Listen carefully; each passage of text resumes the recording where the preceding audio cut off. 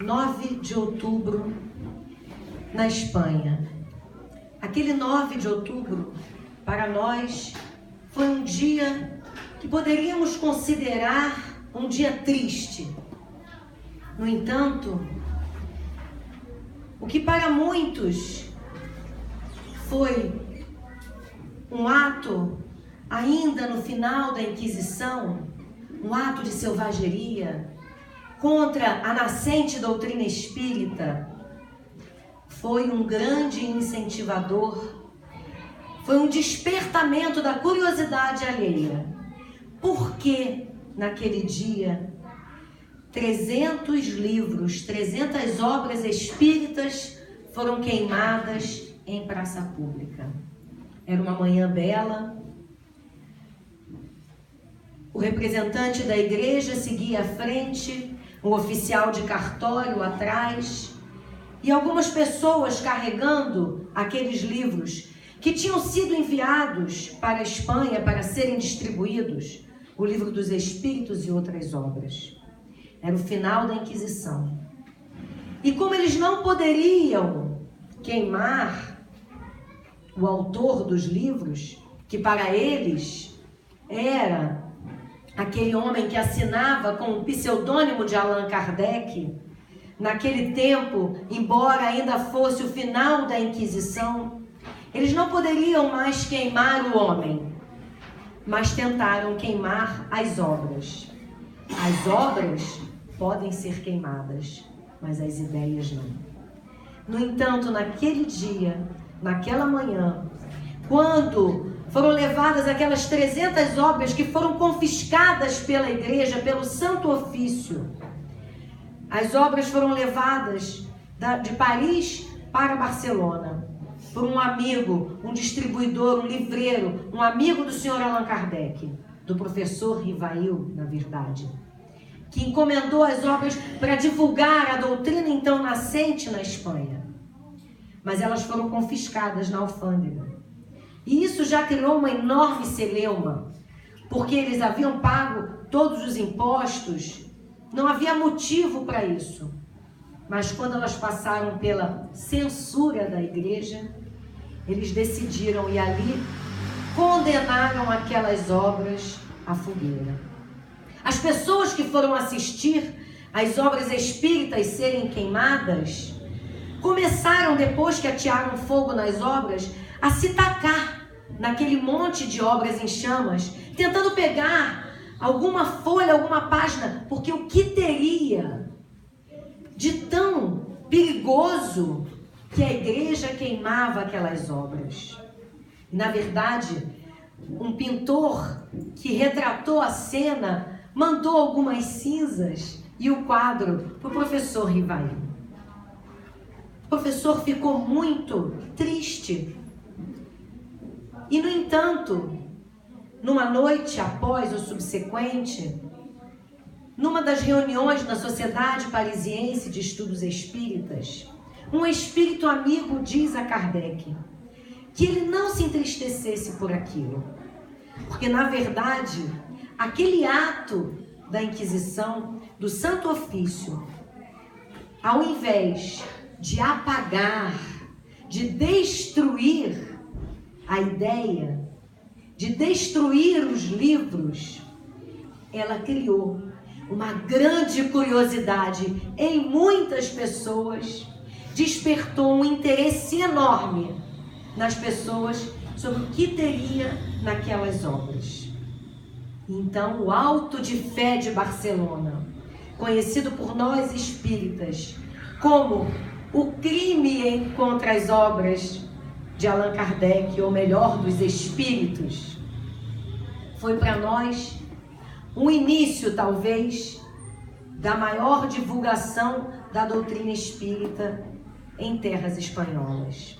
Hoje, nós vamos estudar, vamos refletir sobre a importância do livro espírita, particularmente do Livro dos Espíritos. O professor Rivail, nosso Allan Kardec, nascido em Lyon, na França. Eu não vou falar muito de Kardec não, porque quem vai falar mais de Kardec é o Davi semana que vem. Então não percam os próximos capítulos. Por que nós vamos falar só uma observação sobre o Livro dos Espíritos, sobre Kardec nesses dias? O Livro dos Espíritos foi lançado em 18 de abril de 1857. Portanto, daqui a 2 dias é aniversário do Livro dos Espíritos. O professor Rivail foi um discípulo de Pestalozzi. E ele teve contato com as mesas girantes ou as mesas falantes. O professor, ele era um estudioso do magnetismo, um cientista, um filósofo. E ele, quando teve contato com um amigo que convidou para participar de uma reunião onde as mesas falavam, onde as mesas giravam, ele não acreditou. Ele falou, mas mesa não fala. Mesa fala. E o amigo poderia ser um efeito do magnetismo. E seu amigo diz, então, não, mas eu tenho certeza, não há nenhum truque nisso. E o professor não se interessa naquele momento, porque ele já sabia que poderia ser um efeito do magnetismo. Passado algum tempo, ele encontra novamente com esse amigo e diz para ele assim, Rivail, agora as mesas não só falam e giram, não só batem, giram, levantam. Elas respondem perguntas. E aí despertou interesse no professor. Por quê? Porque ele diz que atrás de uma resposta inteligente tem que haver uma causa inteligente. Uma mesa que não tem cérebro não pode responder uma pergunta. Então, para que ela responda uma pergunta, é preciso que haja uma mente ou um cérebro que formule a resposta. E ele se interessa e começa então a participar das reuniões das mesas girantes. Todas as doutrinas ou filosofias possuem livros. Na mais antiga e remota, no Egito, existiam vários livros e o livro principal da cultura egípcia é o Livro dos Mortos. O Código de Hammurabi, o Alcorão, todas as filosofias ou doutrinas religiosas têm os seus livros, as suas leis, os seus códigos escritos. Os pergaminhos da antiguidade, toda a história do povo hebreu no Antigo Testamento, porque a gente acha que o Antigo Testamento é a nossa história, né? É a história do cristão, não é não. O Antigo Testamento é a história do povo hebreu. O Novo Testamento, que são as passagens do Cristo. O Bhagavad Gita, todas essas filosofias estão armazenadas, codificadas, escritas. E quando o professor tem contato com essas respostas, com essas ideias, com esses fenômenos, ele resolve então fazer perguntas inteligentes, de cunho moral, científico e filosófico. E ele sempre nos disse, Kardec afirmou para nós, que a doutrina espírita ou doutrina dos espíritos, por que é dos espíritos? Porque não é dele. O professor Rivail, ele só teve um trabalhinho, né? Um trabalho enorme, que foi fazer as perguntas, formular as perguntas, pegar as respostas num método científico, comparativo, porque Kardec, ou melhor, o professor Rivail, ele fazia a mesma pergunta para diversos médiuns em lugares diferentes. Quando eles não tivessem nas proximidades, ele enviava por carta. E depois, quando ele recebia as respostas, ele comparava as respostas. E aí sim, ele encontrava, quando encontrava algo em comum, aí ele colocava a resposta. E ele teve todo este trabalho e lançou o Livro dos Espíritos, que as respostas não são de Kardec, são dos espíritos. Quem são os espíritos? Ditos por eles próprios, somos nós pessoas como vocês, que já vivemos num corpo de carne, exatamente como vocês, e que hoje habitamos o mundo dos espíritos. Com essa informação, Kardec começa a fazer pergunta aos espíritos de cunho moral, filosófico, científico. Ele organiza, inicialmente, quando ele lança o Livro dos Espíritos, o Livro dos Espíritos tem apenas 511 perguntas.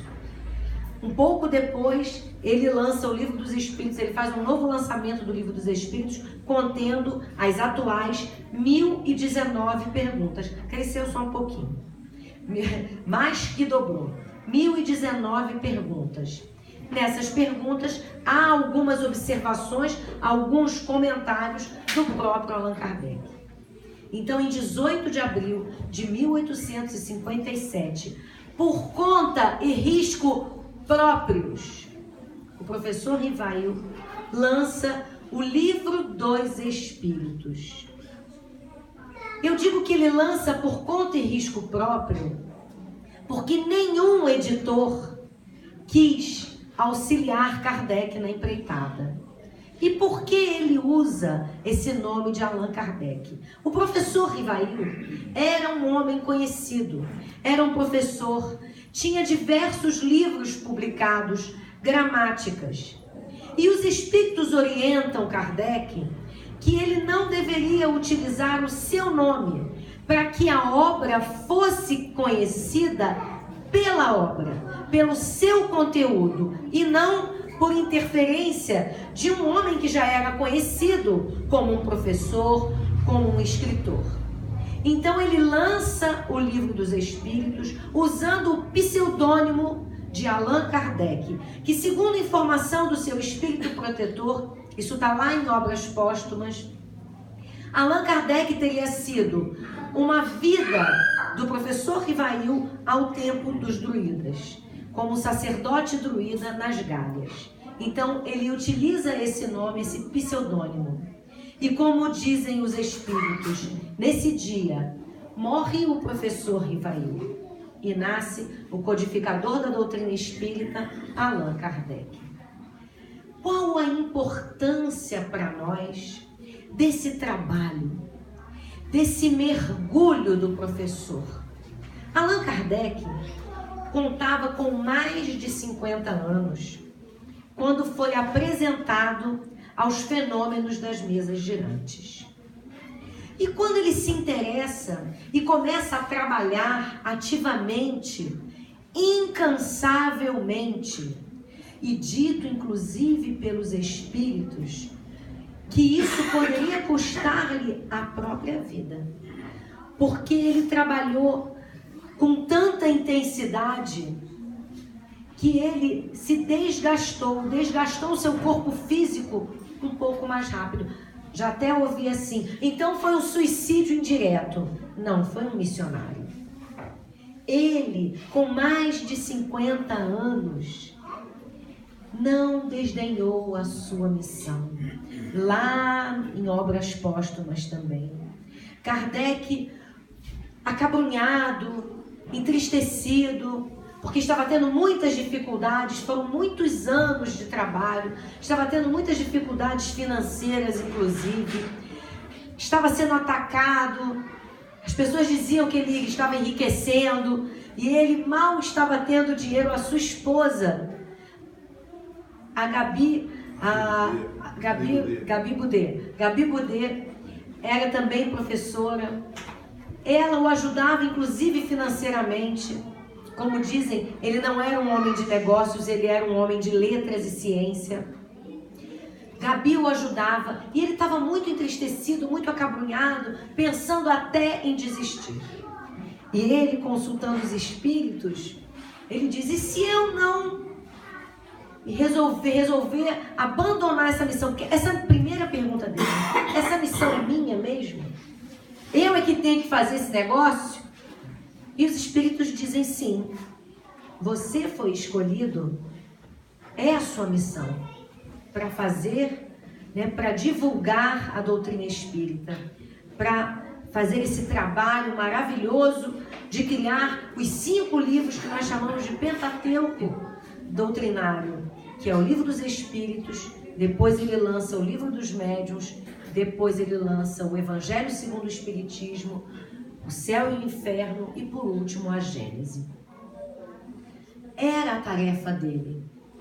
Mas os Espíritos dizem para ele: se você não abraçar a tarefa, outro a fará. Mas ele não desiste. Ele, incansavelmente, com toda dedicação, ele se lança no estudo da filosofia, da moral, da ciência espírita.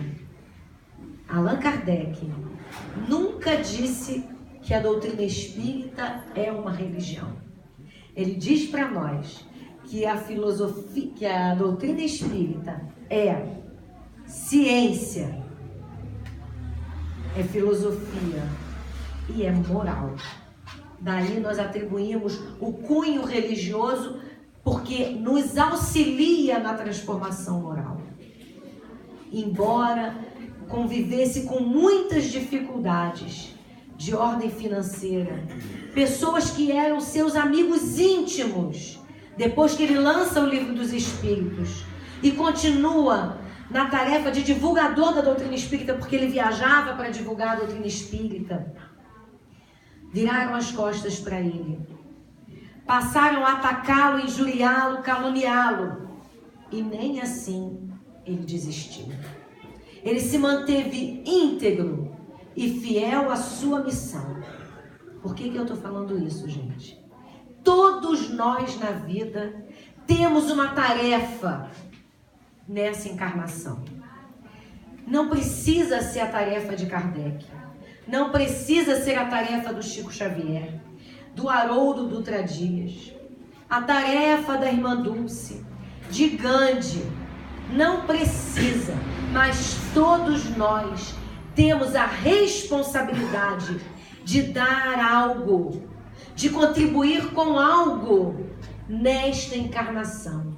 Seja algo muito pequenininho, que seja de suma importância no seio de nossa família, mas é a nossa cota à parte, é a nossa dedicação. Então, a gente não pode desistir, a gente não pode esperar, porque Kardec tinha mais de 50 anos, porque a gente fala assim, né? Ah, mas eu já tenho mais de 30, eu já tô velho com 30, onde que 30 é velho, gente? Eu já tô com mais de 40, tô velho para fazer um negócio desse, para começar a estudar a doutrina espírita. Mas eu tenho 60, como é que eu vou começar a estudar a doutrina espírita? Eu tenho 70, como é que eu vou começar a estudar? Como é que eu vou começar a trabalhar mediunicamente com 60 anos? Começa, que já ganha, sei lá, 10, 20, já ganha para a próxima encarnação. Então a gente não pode desistir. O que é 10, 15 anos para o espírito imortal que nós somos? A gente não precisa esperar o filho formar, o filho passar no vestibular. Aí não tem mais vestibular, aí já denunciei a idade. Passar no Enem, passar no Enem, fazer mestrado, fazer doutorado, casar. Antigamente fazia concurso público, agora fazer concurso público também já não é tão bom assim. Mas está estabelecido, estabilizado financeiramente para fazer algo de bom, positivo para a nossa encarnação. A encarnação é nossa. Quem é que estava fazendo a tarefa do professor Rivail? Era a Amélie Boudet? Não, era ele. A tarefa, a responsabilidade da encarnação é nossa. A do nosso filho é do nosso filho. Nós temos que dar os elementos, o suporte. Mas quem vai dar conta da encarnação, da responsabilidade, da tarefa, somos nós, da nossa. A dos nossos filhos, são eles que vão dar. E não nós. A gente fica esperando acontecer. Ah, mas eu tenho que esperar. Tá assim, tá assim. Não espera. Começa, como diz a música. Quem espera nunca alcança. A gente tem que fazer acontecer. Temos que dar o primeiro passo. Se o professor tivesse pensado que ele estava velho para abraçar a tarefa de codificar a doutrina espírita, de fazer esse trabalho hercúleo, enorme, porque hoje em dia seria fácil para a gente. Imagina hoje em dia. Ele mandava por WhatsApp. Não, ainda fazia reunião mediúnica, se bobeasse, via WhatsApp. Uma conference call em vários centros espíritas, reunião ao mesmo tempo, com vários médiuns trabalhando, tradução simultânea. Hoje em dia seria mole. Hoje em dia dá até vergonha se a gente pensar nas facilidades que a gente tem. Hoje em dia a gente pensa assim. Ontem a gente comentava sobre um livro, né, Vinícius? E Vinícius falou assim, deixa eu ver se tem aqui no Kindle. Tem, beleza, na hora. Naquela época não era assim.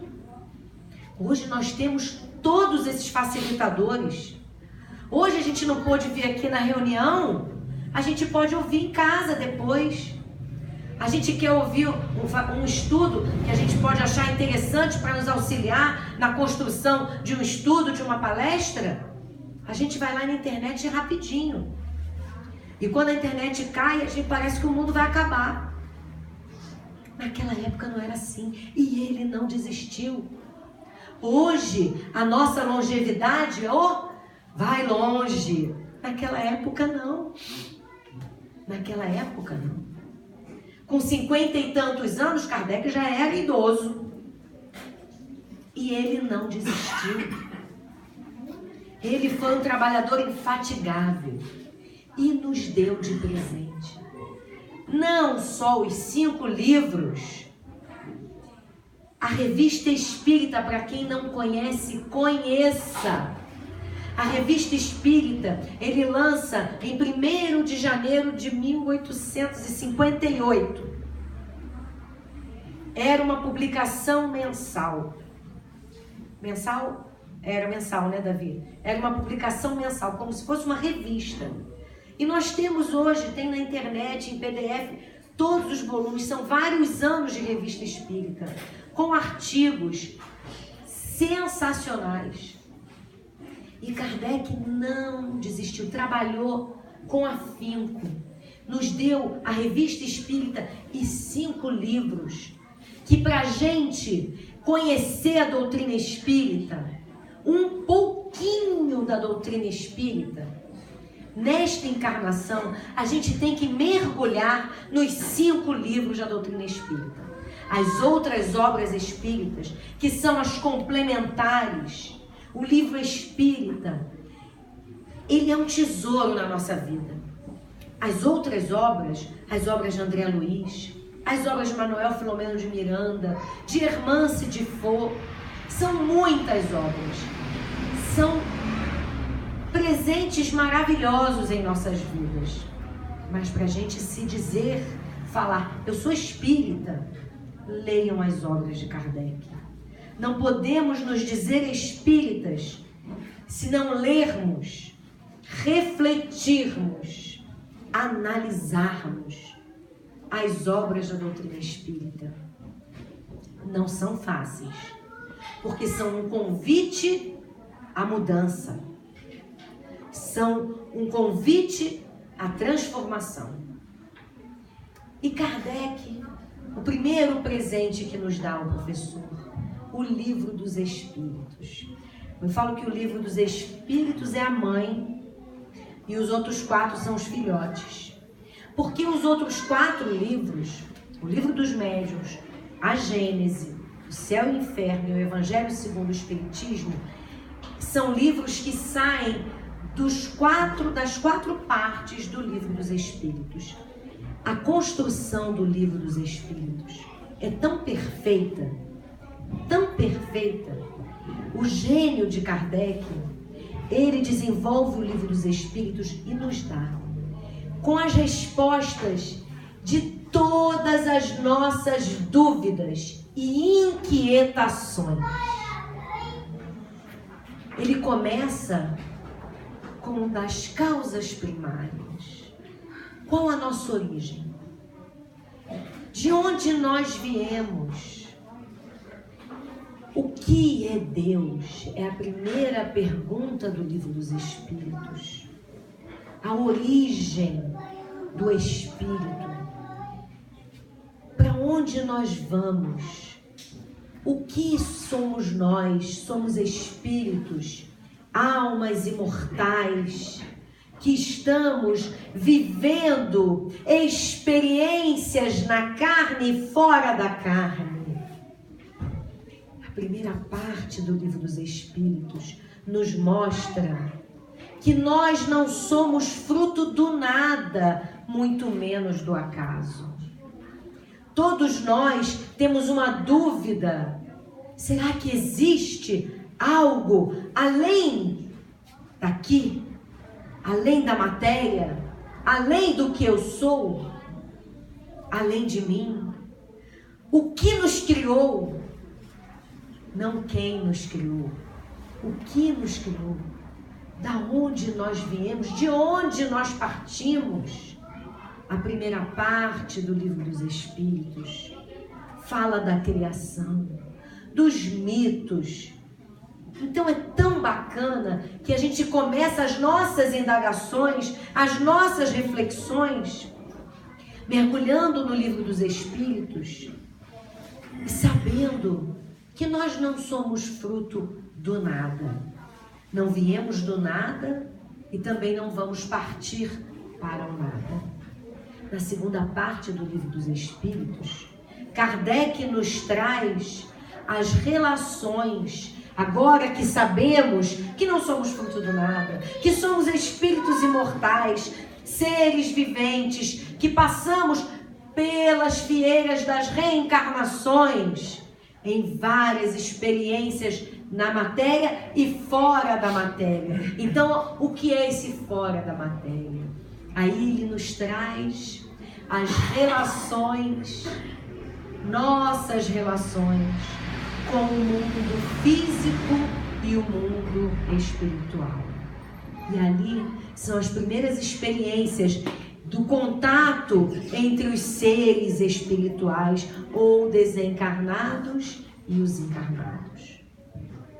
Então, as relações do mundo físico e espiritual estão na segunda parte do Livro dos Espíritos.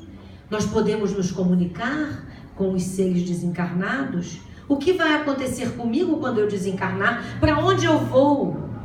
As relações e também o mundo extrafísico ou extracorpóreo.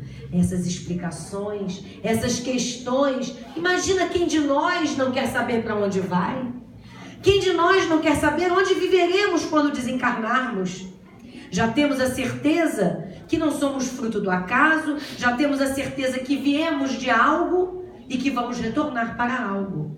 E na segunda parte ele nos mostra, os espíritos nos mostram, e ele organiza essas questões, ele faz essas perguntas aos espíritos. Como são essas relações? Como eu posso entrar em contato? Quem são essas pessoas que aqui encarnadas entram em contato com o mundo dos espíritos ou o mundo extrafísico? E aí nós temos a nomenclatura, passamos a conhecer e saber que existem os médiuns. Mas médiuns todos nós somos, porque recebemos a influência dos espíritos. Mas aqueles médiuns que conseguem se comunicar com o mundo espiritual, os tipos de mediunidade, e que são aprofundadas essas questões no Livro dos Médiuns. A primeira parte, as questões são aprofundadas na Gênese, no livro da Gênese. E a parte moral vem na terceira parte do Livro dos Espíritos, que é a parte que fala das leis morais. Todas as leis naturais que existem desde que o mundo é mundo, desde que o universo foi criado. As mesmas leis regem todos os orbes do universo. As mesmas leis. E as leis morais que regulam as nossas relações. A lei do trabalho, a lei de sociedade, a lei de reprodução, a lei de destruição, a lei de conservação, a lei de adoração e a lei mais importante, que fecha com chave de ouro a terceira parte do livro dos Espíritos, que é a lei de justiça, de amor e caridade. Essa parte do livro dos Espíritos, a primeira a gente tem que saber, para saber de onde a gente vem, quem a gente é.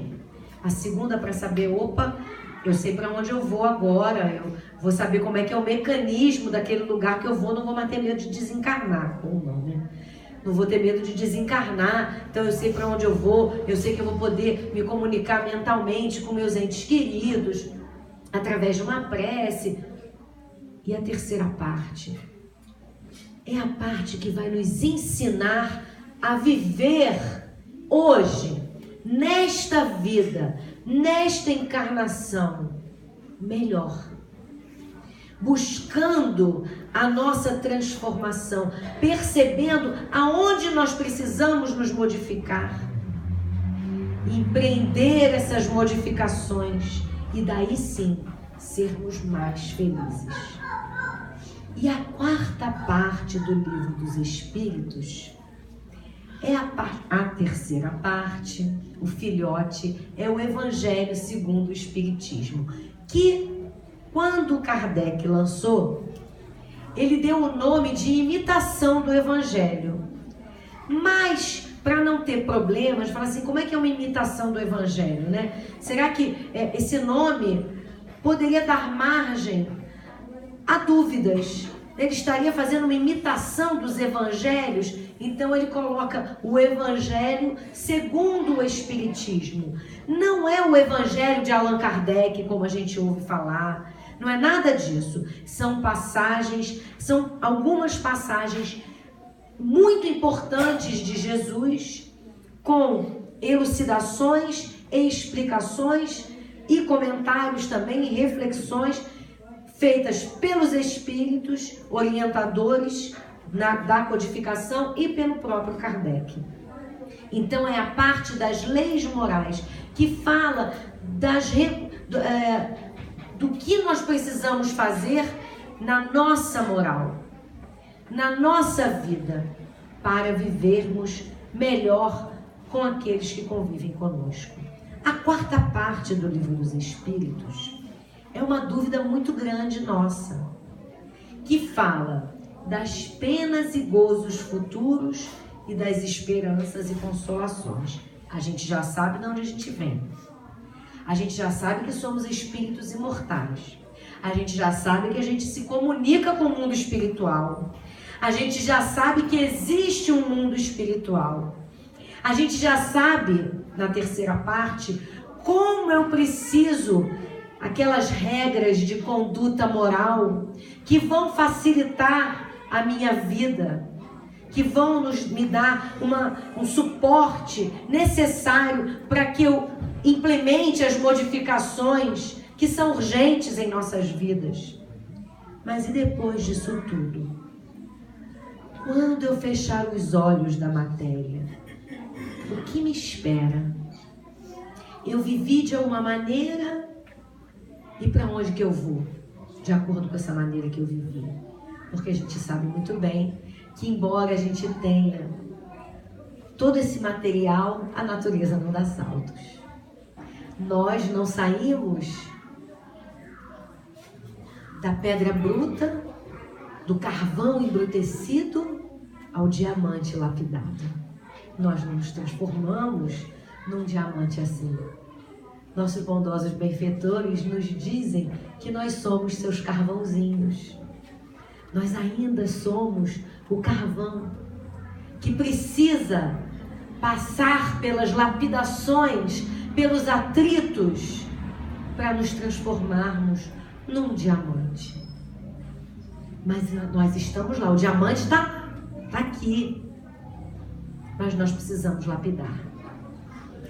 Então nós estamos vivendo o que nos espera, das penas e gozos futuros.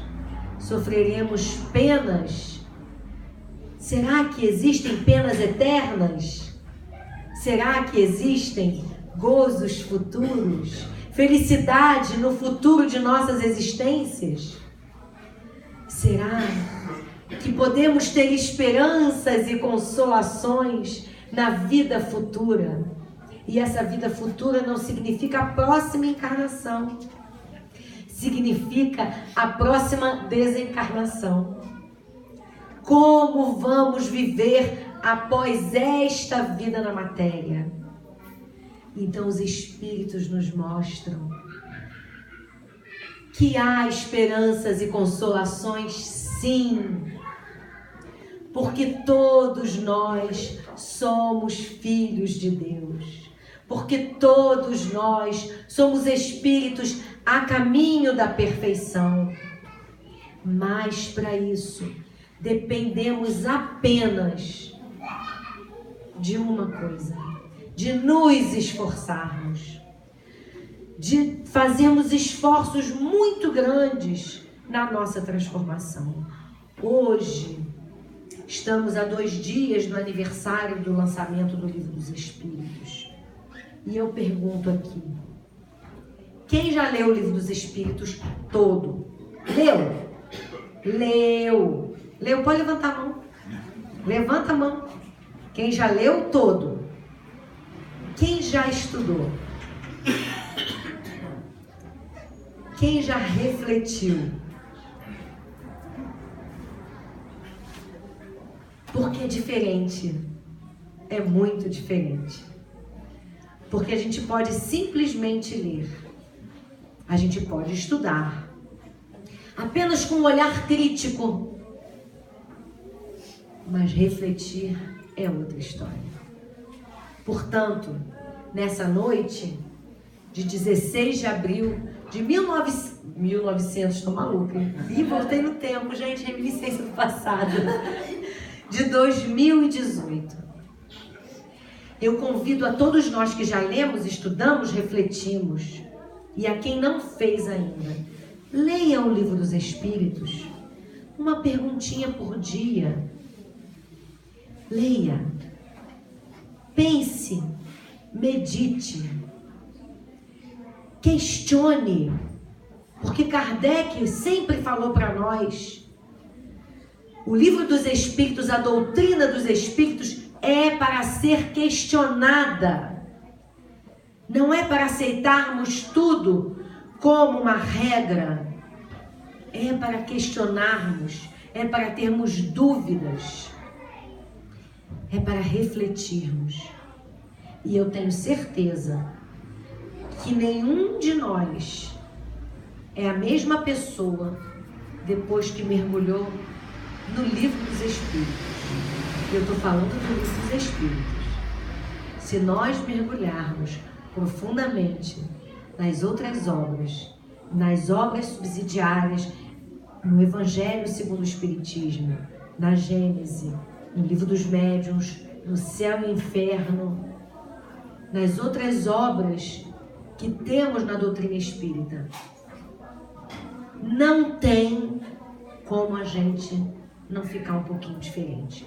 Um pouquinho, gente, não é muito não, mas um pouquinho já é muita coisa, às vezes, para um espírito como nós, que ainda estamos numa batalha feroz, às vezes ao longo de várias encarnações, batendo na mesma tecla, trazendo ali, olha, agarrado naquele defeitinho predileto, que eu não deixo por nada. Está na hora de deixar. Eu tenho certeza que o mergulho no Livro dos Espíritos, nas obras subsidiárias, nas obras complementares, vai nos ajudar e muito a abraçar a tarefa mais importante da nossa encarnação, que não é educar nossos filhos, que não é ser presidente de casa espírita, que não é ser um excelente médico, um excelente policial, uma excelente mãe, um excelente cozinheiro, um excelente professor, um excelente profissional de qualquer área. É ser uma pessoa melhor. Porque sendo uma pessoa melhor, nós atingiremos o maior objetivo e o maior desejo da vida de qualquer pessoa que está nesse recinto, encarnado ou desencarnado. Porque eu tenho certeza que aquilo que todos nós desejamos se resume numa palavra: é sermos felizes. E se a gente conseguir mudar um pouquinho, nós conseguimos ser felizes.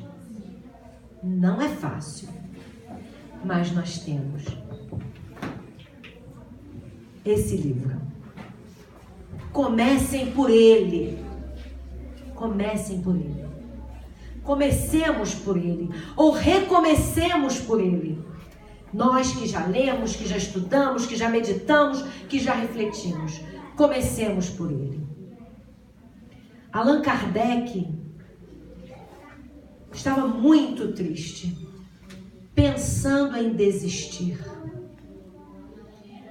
Estava passando por inúmeras dificuldades financeiras, cansado fisicamente. Muitos amigos tinham abandonado Kardec, o professor Rivaio, pela sua dedicação naquele momento a essa obra, a essa tarefa. E ele, em prece, pensava verdadeiramente em desistir. Questionava se tudo que ele tinha feito teria valido a pena. Se todo aquele esforço, aquela dedicação, tantas horas, tantas viagens, teria valido a pena. Quando recebe um mensageiro em sua porta, aquele mensageiro entrega um embrulho ao professor, ele desamarra o embrulho e vê uma encadernação muito bonita do Livro dos Espíritos, uma recém-encadernação feita, e uma carta. Ele abre a carta imediatamente, e na carta uma história. Senhor Allan Kardec, eu era um homem muito jovem, trabalhador, e tinha toda a ambição da juventude, a ambição do trabalho, mas a minha maior ambição era encontrar uma companheira, bela, amiga, querida, e com ela formar uma família feliz, casar, ter filhos. E quando muito jovem ainda, encontrei-a.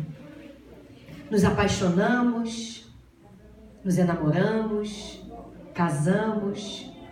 E quando estávamos planejando ter o nosso filhinho, a minha doce companheira adoeceu. Adoeceu gravemente. Eu daria tudo que eu pudesse para salvar a vida da minha querida. Mas a peste foi mais forte. Arrebatou a minha querida, tão jovem, tão bela, em tão pouco tempo. Eu sozinho, inconformado, não acreditava mais em nada. Havia Deus. Havia um propósito para isso tudo. Por que fulminar o sonho de um jovem casal apaixonado que não queria fazer mal a ninguém, queria ao contrário, trabalhar, constituir uma bela família, sermos felizes? Havíamos nascido um para o outro. Mas esse Deus não existe. Arrebatou minha linda esposa, tão jovem e tão bela. Retirou-a da minha vida e dos meus braços. Eu, sem ter mais o que fazer e sem ter nada a acreditar mais, não acreditava em justiça, não acreditava em Deus, em mais nada. Não havia sentido para continuar a viver. Fui às margens do rio Sena e ali decidi reencontrar ou não a esposa querida, mas decidi dar cabo de minha vida, pois não havia mais sentido para permanecer vivo. Todos os meus sonhos tinham ido com ela no sepultamento. Mas quando debrucei, apoiei minha mão numa pilastra para jogar-me no Sena. No frio morreria rapidamente. Apalpei uma coisa que parecia um livro. E estava escuro, mas quando peguei aquele livro, achei aquilo estranho. Fui próximo a uma lamparina, olhei, Livro dos Espíritos. Achei aquele nome intrigante. Será que alguém, olhei nas proximidades, alguém teria deixado o livro ali, esquecido? Procurei rapidamente, provavelmente entregaria a pessoa, ele iria embora, poderia me atirar no rio rapidamente. Não vi ninguém, mas me aproximei da luz. Quando vi o nome do livro, abri para ver se havia o nome da pessoa, do dono do livro. Quando eu abri, na anticapa, estava escrito assim: este livro salvou a minha vida.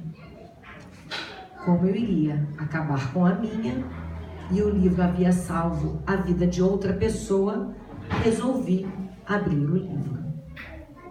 E hoje, Sr. Allan Kardec, eu devolvo esta obra como um presente para o Senhor. E coloco abaixo do nome, da inscrição original, provavelmente do dono deste livro, a minha também. Este livro salvou a minha vida. E embaixo estava escrito: e a minha vida também. Meus irmãos, eu tenho certeza que este livro salva vidas. E se nós não estamos perdidos, não estamos entristecidos, estamos com uma vida bacana, que muitas vezes, graças a Deus, nossa vida pode estar assim, é mais um motivo para a gente ler. Porque quem sabe nós possamos nos fortalecer ainda mais, para que nos nossos momentos de dor a gente nem pense, nem passe pela nossa cabeça, porque a gente já sabe e a gente já foi antecipadamente salvo. E quem sabe auxiliar a levantar, erguer vidas através do Livro dos Espíritos e da doutrina espírita. Que seja para nós um incentivo ao estudo, à reflexão, mas sobretudo à transformação. Jesus nos abençoe.